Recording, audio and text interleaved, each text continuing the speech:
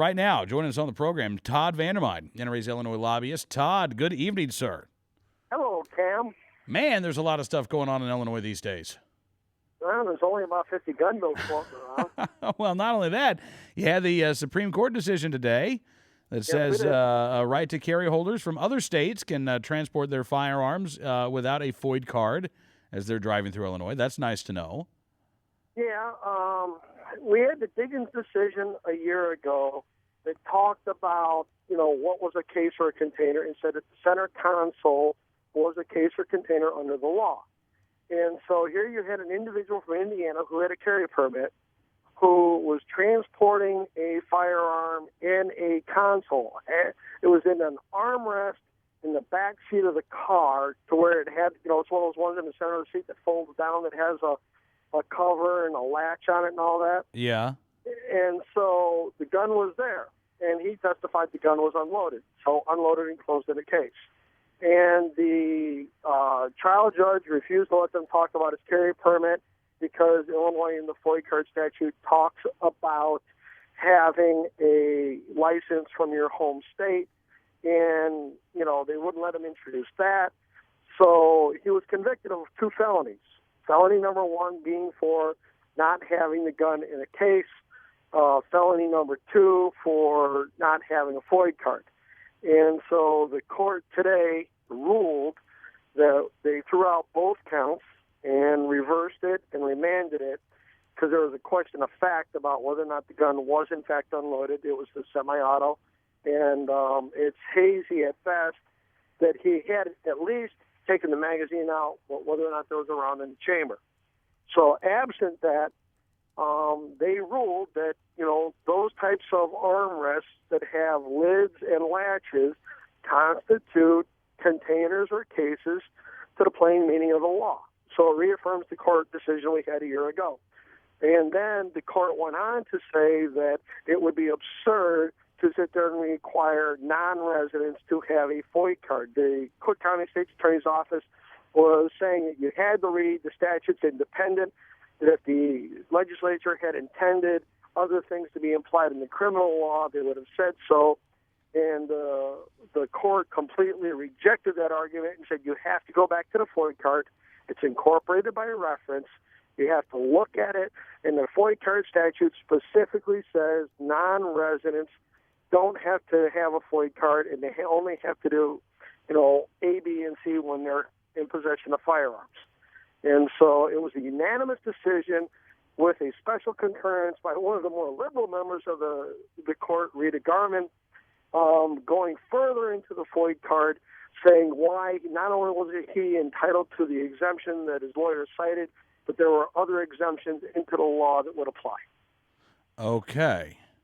All right. Now, from the court decision, Todd, to the legislative decisions, saw the story earlier today, and I think this was being spun as a big victory for Mayor Daley and the anti-gun forces. A bill that was voted on in the House yesterday that would have stripped Chicago of a lot of its home rule powers to set its own gun control laws. This bill failed, but I want you to explain, because the bill had more than a majority of the House in support of it, right? Well, the bill said that when it came to the storage of firearms, municipalities would be preempted in setting their own rules, i.e. Chicago's new ordinance says you can only have one operable firearm in your home at a time. So we were trying to attack that based on the Heller decision. However, the sponsor, we've got a lot of freshmen this year, and one of our freshman sponsors, a rural guy, great gun guy, Wayne Rosenthal, sat there and asked to be able to carry some legislation this year. Mm-hmm. So we gave him this bill, and without looking at the attendance roll call, when it came for his turn to run a bill, he ran the bill. The problem was that 5 of our good guys were absent yesterday. So if you take the 61 votes we had on the floor, plus the 5 that are absent that are normally yes votes for us 90% of the time or better, there's 66 votes right there. Yeah. So on its face, we have a clear majority in the House for a lot of issues. And when you're talking a preemption issue, it's a contentious issue, especially when you're talking about cutting Chicago out of their home rule powers. So, and that was without really twisting tails, breaking bones, or, just getting mean on a lobbying front. That was, cold. And so while they are throwing that around saying, oh, that's doom and gloom for right to carry, I will say that there are people that voted for that bill yesterday that may not vote for right to carry. And conversely, there are people that didn't vote for that bill yesterday that are inclined to vote for right to carry. And the dynamic is very, very different. The mayor is putting a full court press on, right now for, stopping everything that we have because we have the momentum. Let's not forget that last week we passed a bill that said if you're trading in one firearm for another one, the waiting period does not apply. We've passed a bill about military reenactors and short-barreled rifles. We've passed a bill about how you transport a gun when you're on an ATV.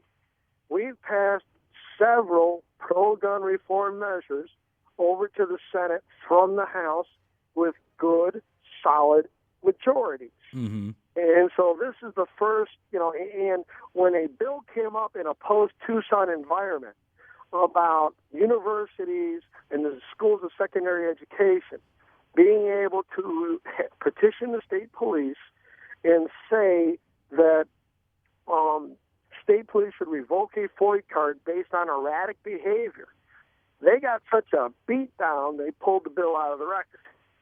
And the anti-gunners to date has not put one of their bills up on the board for a debate or a vote.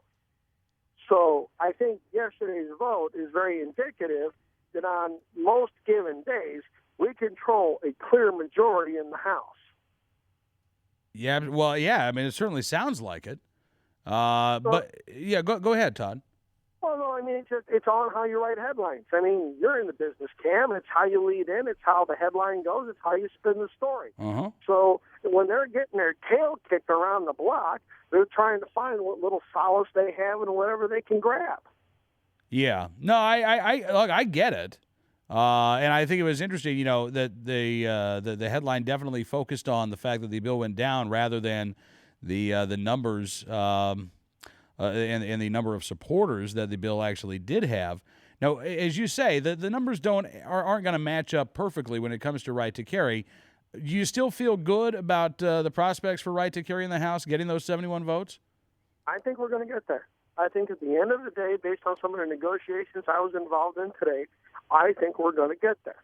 I will be extremely disappointed if we don't, but I believe that we're going to get there. I just left dinner with 4 representatives. Mm-hmm. And, I think that, there are a lot of things that are playing in here.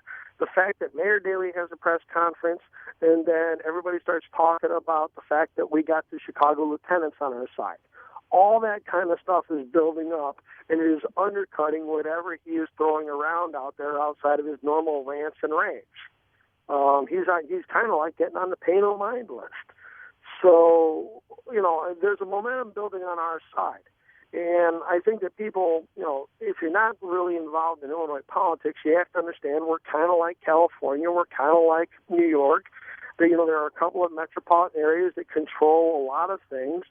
But the fact is that they don't have, if they were so good on their votes, I mean, we've got a McCarthy-style semi-auto ban. We've got a magazine ban for nothing more than 10 rounds.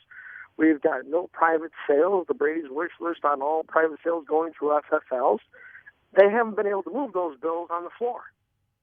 So, I think they look at it and they recognize the math is what it is. Yeah. And on most given days, we've got a majority. Now, that'll fluctuate a little bit back and forth, but unfortunately, when we work on our legislation, we have to choreograph this just a little bit because attendance means things. And yesterday, when they ran the bill, they didn't pay attention to the attendance roster. And there were several downstate representatives, rural representatives, and guys that are supporters of ours that were not there. And it hurt us on the overall tally. But on a cold vote, we've got more than a majority. All right. Well, Todd, again, sir, I'm glad you could be with us tonight. I know we'll be talking a lot in the days to come here, letting folks know. But, again, I'm going to ask you every time. Last question. What should gun owners who want right to carry in Illinois be doing right now? Call, write, fax, get a hold of your legislators and let them know. And if he called yesterday, call tomorrow. Just keep it up. And even though your representative says they're with you, say, I know that.